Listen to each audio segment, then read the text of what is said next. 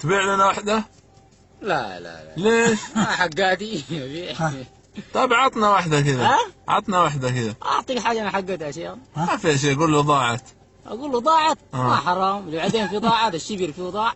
ها؟ بعدين لما نخطوه في الشبر ده كذي. ايش هو الشبر؟ الغبر. بعدين في حاجه زي ما ضاعت. ما في حاجه زي ما ضاعت. يعني حساب هناك. والله حسابها يسير. طيب ايش رايك بالله فاغر لما انت سايح فيها؟ تحس ترتاح نفسيتك؟ الحلال؟ اي ما انت ماشي فيها يعني مرتاح نفسيا الحمد لله. صح. مئات من حلال مرتاح نفسيا. لا اله الا الله. طيب بس عطنا واحدة بس يا شيخ. شيخنا والله دي الله يرحمه. زي السما للوطا. حطها في صندوق. زي السما للوطا. كيف زي السماطة؟ السما والوطا قريب بعض. لا بس انا كان بديك نعجة يا شيخ. والله. لو ايه؟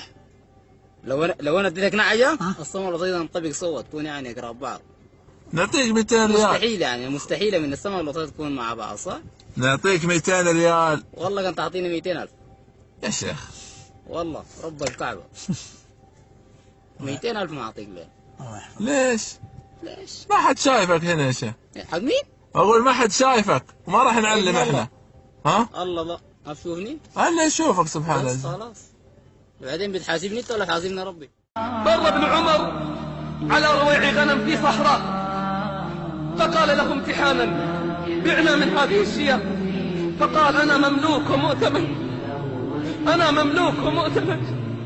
فقال ابن عمر ممتحنا إيمانه: قل للمالك أكل حتى. فقال رويع الغنم الذي امتلأ قلبه خشية من الله: وماذا أقول لله؟ ماذا أقول لله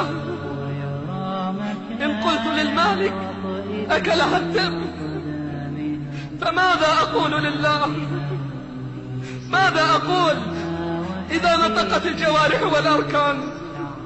فبكى ابن عمر وأرسل إليه من يعتقه وقال له: كلمة اعتقتك في الدنيا،